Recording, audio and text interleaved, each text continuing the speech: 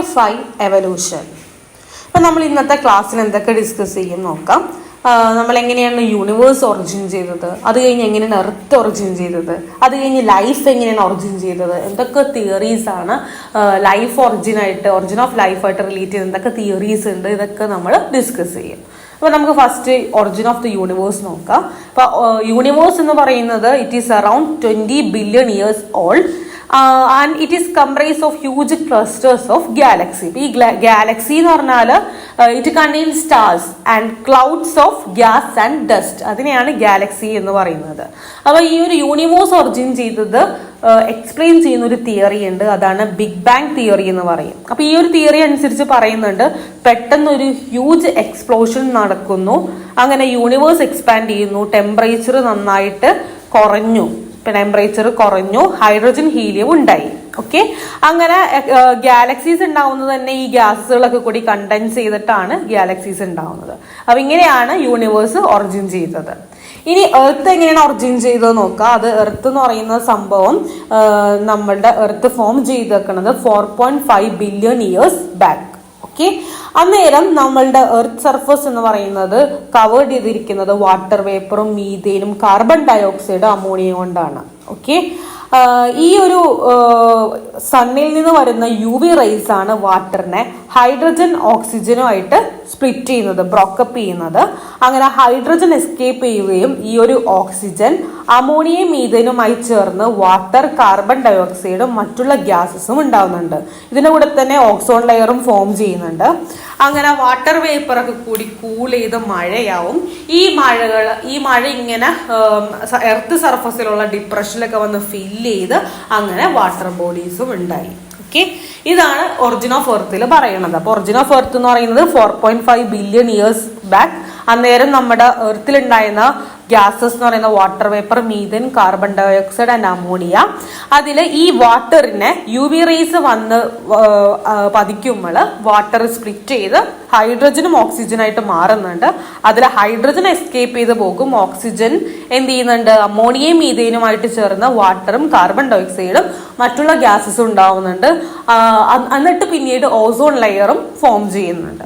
Okay, ഈ life എങ്ങനെയാണ് origin ചെയ്തത് നോക്കാം. ഈ ലൈഫ് ഒറിജിൻ ചെയ്തിരിക്കുന്നത് 4200 മില്യൺ ഇയേഴ്സ് എഗോ.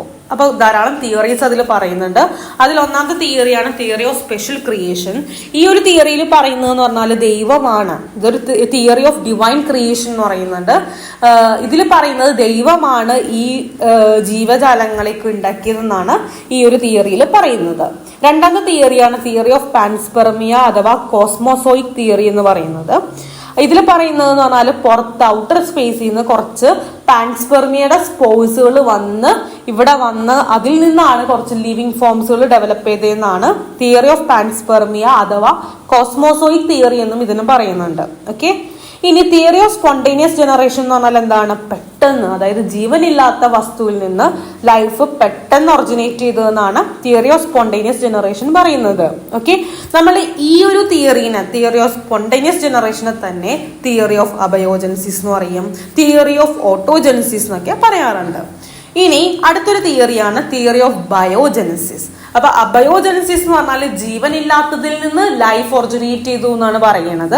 അങ്ങനെയാണെങ്കിൽ തിയറി ഓഫ് ബയോജെനസിസ് എന്താണ്, ഇതിൽ പറയുന്നത് ജീവനുള്ള ലിവിങ് ഓർഗാനിസത്തിൽ നിന്നായിരിക്കും പുതിയൊരു ലൈഫ് ഒറിജിനേറ്റ്, അതായത് പ്രീ എക്സിസ്റ്റിംഗ് ലൈഫിൽ നിന്നാണ് ലൈഫ് ഒറിജിനേറ്റ് ചെയ്തതെന്ന് പറയുന്നതാണ് തിയറി ഓഫ് ബയോജെനസിസ്. ഇതിന് എക്സ്പെരിമെന്റൽ പ്രൂഫ് 1862 ലൂയിസ് പാസ്റ്റർ കൊടുക്കുന്നുണ്ട്. അദ്ദേഹം സ്വാൻ നെക്ക് ഫ്ലാസ്ക് ഉപയോഗിച്ചിട്ടാണ് ഇതിന് ഒരു എക്സ്പെരിമെന്റൽ പ്രൂഫ് കൊടുക്കുന്നത്. അപ്പൊ ഈ ഒരു ഫ്ലാസ്ക് എന്ന് പറഞ്ഞാൽ ഒരെണ്ണം സ്ട്രെയിറ്റ് ആയിട്ടാണ്, ആ ഫ്ലാസ്കിന്റെ ഉള്ളിൽ ബ്രോത്ത് ഉണ്ട്, ഈസ്റ്റ് അടങ്ങുന്ന ഒരു ബ്രോത്ത് ഉണ്ട്. പിന്നെ ഒരു ഫ്ലാസ്ക് എന്ന് പറയുന്നത് ഇങ്ങനെ സ്വാൻ ഷേപ്പിൽ ഒരു എസ് ഷേപ്ഡ്, അതായത് അതിന്റെ മുകളിലുള്ള സ്ട്രെയിറ്റ് ഭാഗം വളച്ചൊരു സ്വാൻ ഷേപ്പ് ആക്കുന്നുണ്ട്.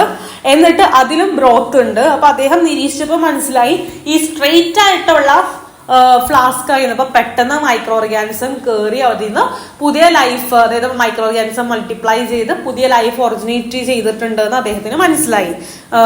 ഇനി രണ്ടാമത്തെ എക്സ്പെരിമെന്റിൽ എന്ന് വെച്ചാൽ എന്താണ്, ഇങ്ങനെ സ്വാനെക്ക് ആയിട്ടുള്ള ഇതില് മൈക്രോ ഓർഗാനിസത്തിന് ആ ബ്രോത്ത് വരെ എത്താനായിട്ട് സാധിച്ചിട്ടില്ല. അപ്പൊ അവിടെ മൾട്ടിപ്ലിക്കേഷൻ ഒന്നും നടന്നിട്ടില്ല, പുതിയൊരു ലൈഫ് ഒന്നും ഒറിജിനേറ്റ് ചെയ്തിട്ടില്ല. അപ്പോൾ ഈ രീതിയിലാണ് തിയറി ഓഫ് ബയോജെനസിസിന് വേണ്ടിയുള്ള ഒരു എക്സ്പെരിമെന്റൽ പ്രൂഫ് ലൂയിസ് പാസ്റ്റർ കൊടുക്കുന്നത്.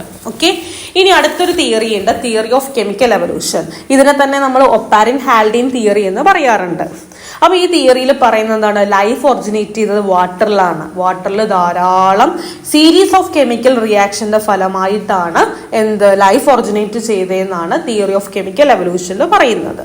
ഓക്കെ, സോ നമുക്ക് ആദ്യം തന്നെ അന്നത്തെ കണ്ടീഷൻ എങ്ങനെയാണ് നോക്കാം. അന്നത്തെ കണ്ടീഷൻ എന്ന് പറയുന്നത് ഭയങ്കര ഹൈ ടെമ്പറേച്ചർ, വോൾക്കാനിക് സ്റ്റോംസ്, പിന്നെന്താണ് അന്നേരം റെഡ്യൂസിങ് അറ്റ്മോസ്ഫിയർ ആണ്. ഇപ്പോഴത്തെ പ്രസന്റ് അറ്റ്മോസ്ഫിയർ എന്ന് പറയുന്നത് ഓക്സിഡൈസിങ് എൻവയോൺമെന്റ് ആണ്. പക്ഷെ അന്നത്തെ പ്രിമിറ്റീവ് എർത്തിന്റെ അന്തരീക്ഷം എന്ന് പറയുന്നത് റെഡ്യൂസിങ് ടൈപ്പ് ആണ്. അവിടെ മീഥെയ്നും അമോണിയൊക്കെ ഉണ്ടായിരുന്നു. ഓക്കെ, അപ്പൊ നമുക്ക് നോക്കാം ഒപ്പാരിൻ ഹാൽഡീൻ തിയറി എന്താണ് നോക്കാം. ഇത് പ്രപ്പോസ് ചെയ്തത് ഒപ്പാരിനും ഹാൽഡീനും കൂടിയാണ്. സോ ഇദ്ദേഹത്തിന്റെ തിയറിയിൽ പറയുന്നത് first form of life could have originate from a pre existing non living organic molecule. ഇവർ പറയണത് എന്താണ്, ആദ്യത്തെ ലൈഫ് ഫോം ഉണ്ടായിട്ടുള്ളത് ഒരു pre existing non living organic മോളിക്യൂളിൽ നിന്നാണെന്നാണ് ഒപ്പാരിൻ ഹാൽഡീൻ തിയറിയിൽ പറയുന്നത്. അതിന് എക്സ്പെരിമെന്റൽ പ്രൂഫ് കൊടുക്കുന്നുണ്ട് ആര്, ഈ ഒരു കെമിക്കൽ എവല്യൂഷന് വേണ്ട എക്സ്പെരിമെന്റൽ എവിഡൻസ് കൊടുക്കുന്നത് മില്ലറും യൂറയും കൂടി ചേർന്നിട്ടാണ്. അതിനെ നമ്മൾ ഈ മില്ലേഴ്സ് എക്സ്പെരിമെന്റ് എന്നോ മില്ലർ യൂറ എക്സ്പെരിമെന്റ് എന്നൊക്കെ പറയാറുണ്ട്.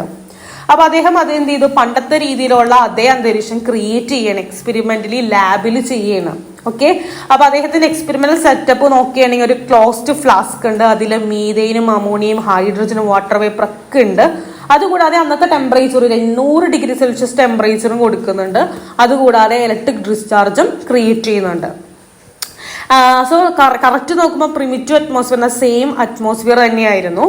അപ്പൊ അദ്ദേഹം ഒബ്സർവ് ചെയ്തപ്പോൾ മനസ്സിലായി, ഒരാഴ്ച കഴിഞ്ഞപ്പോൾ കുറച്ച് അമിനോ ആസിഡ്സിന്റെ പ്രസൻസ് കണ്ടെത്താൻ പറ്റി. അതുപോലെ കുറച്ച് complex molecules, sugar, nitrogen bases, pigment, fat, ഇതൊക്കെ ആ ഫ്ലാസ്കിൽ നിന്ന് കണ്ടെത്താൻ പറ്റി. എന്തൊക്കെ അമിനോ ആസിഡ്സും അതുപോലെ കുറച്ച് കോംപ്ലെക്സ് മോളിക്യൂൾസ് ആയിട്ടുള്ള ഷുഗറും നൈട്രജൻ ബേസസും പിഗ്മെന്റും ഫാറ്റും ഒക്കെ കണ്ടെത്താൻ പറ്റി. ഓക്കെ, സോ ഇതിന്റെ കൺക്ലൂഷൻ എന്ന് പറഞ്ഞാൽ to provide experimental evidence for the theory of chemical origin. ഇപ്പൊ തിയറി ഓഫ് കെമിക്കൽ ഒറിജിൻ എന്ന് പറയുന്നത് വാട്ടറിൽ നിന്ന് ഒറിജിനേറ്റ് ചെയ്തതെന്നാണ്. അത് ധാരാളം കെമിക്കൽ റിയാക്ഷന്റെ ഫലമായിട്ടാണ് ഉണ്ടായതെന്നാണ് തിയറി ഓഫ് കെമിക്കൽ എവല്യൂഷൻ പറയുന്നത്. സോ ഈ ഒരു തിയറി ഓഫ് കെമിക്കൽ എവല്യൂഷന് വേണ്ടിയുള്ള ഒരു എക്സ്പെരിമെന്റ് രീതിയിലുള്ള ഒരു എക്സ്പെരിമെന്റൽ എവിഡൻസ് ആണ് മില്ലർ യൂറ എക്സ്പെരിമെന്റ് എന്ന് പറയുന്നത്. And it showed that first non cellular form of life was originated about 3 billion years ago. Okay, and it showed that non-cellular biomolecule exist in the form of DNA, RNA, polysaccharides and protein. ഇപ്പൊ ഇതിൽ കാണിക്കുന്നുണ്ട് non cellular biomolecules എന്തിന്റെ ഫോമിലാണുള്ളത്, DNA, RNA, polysaccharides and protein. അടുത്ത formation of first cell. അപ്പൊ നമ്മളിപ്പോ പറഞ്ഞ എന്താണ്, ആദ്യത്തെ non cellular form of life originate ചെയ്തത് 3 billion years ago. അപ്പൊ ഈ നോൺ സെല്ലുലാർ ഫോം എന്ന് ഉദ്ദേശിക്കുന്നത് RNAയും DNA-യും പോളിസാക്രൈഡും പ്രോട്ടീൻസ് ഒക്കെയാണ്.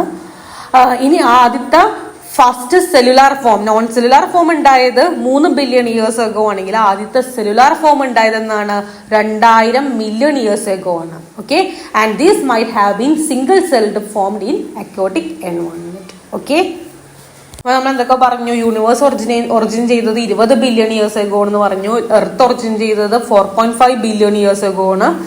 പിന്നെ ലൈഫ് ഒറിജിനേറ്റ് ചെയ്തത് ഒരു 4200 million years ago ആണ്. അതിൽ എക്സ്പ്ലെയിൻ ചെയ്യുന്ന ധാരാളം തിയറീസിനെ കുറിച്ച് ഡിസ്കസ് ചെയ്തു. തിയറി ഓഫ് സ്പെഷ്യൽ ക്രിയേഷൻ എന്ന് പറയുന്നത് ദൈവമാണ് എല്ലാം ക്രിയേറ്റ് ചെയ്തതെന്നാണ്, ലൈഫിനെ ക്രിയേറ്റ് ചെയ്തത് ദൈവമാണെന്നാണ് അതിൽ പറയുന്നത്. തിയറി ഓഫ് പാൻസ്പെർമിയയിൽ പറയുന്നത് ഔട്ടർ സ്പേസിൽ നിന്ന് കുറെ പാൻസ്പെർമിയുടെ സ്പോർസുകൾ വന്ന് അതിൽ നിന്ന് ലൈഫ് ഒറിജിനേറ്റ് ചെയ്തതെന്നാണ് പറയുന്നത്. തിയറി ഓഫ് സ്പോണ്ടേനിയസ് ജനറേഷൻ എന്ന് പറയുന്നത് എന്താണ്, ജീവൻ ഇല്ലാത്തതിൽ നിന്ന് ജീവൻ ഉണ്ടായി എന്ന് പറയുന്നതാണ്. തിയറി ഓഫ് ബയോജെനസിസ് എന്ന് പറഞ്ഞാൽ എന്താണ്, ജീവൻ ഉള്ളതിൽ നിന്ന് പിന്നെ ഒരു പ്രീ എക്സിസ്റ്റിംഗ് സെല്ലിൽ നിന്ന് പിന്നെ ലൈഫ് ഒറിജിൻ ചെയ്തു എന്നാണ് അതിൽ പറയുന്നത്. തിയറി ഓഫ് കെമിക്കൽ എവല്യൂഷൻ പറയുന്നത് എന്താണ്, വെള്ളത്തിൽ നിന്ന് ധാരാളം കെമിക്കൽ റിയാക്ഷന്റെ ഫലമായാണ് ലൈഫ് ഒറിജിനേറ്റ് ചെയ്തതെന്നാണ് പറയുന്നത്. ഓക്കെ, അപ്പോൾ ഈ ഒരു തിയറി ഓഫ് ബയോജെനസിസിന് എക്സ്പെരിമെന്റൽ പ്രൂഫ് കൊടുത്തത് ലൂയിസ് പാസ്റ്റർ ആണ്. അദ്ദേഹത്തിന് സ്പാൻനെക്ക് ഫ്ലാസ്ക് ഉപയോഗിച്ചിട്ടാണ് അതിനുള്ള എക്സ്പെരിമെന്റൽ എവിഡൻസ് കൊടുത്തത്. ഇനി കെമിക്കൽ എവല്യൂഷന് വേണ്ട എക്സ്പെരിമെന്റൽ എവിഡൻസ് കൊടുത്തത് യൂറേ മില്ലർ ആണ്. നേരത്തെ പണ്ടത്തെ എർത്തിന്റെ അറ്റ്മോസ്ഫിയർ ക്രിയേറ്റ് ചെയ്തിട്ടാണ് അവർ ഉണ്ടാക്കി കൊടുത്തത്. അതിനു വേണ്ടിയുള്ള ഒരു എക്സ്പെരിമെന്റൽ പ്രൂഫ് ഉണ്ടാക്കിയത്. Thank you.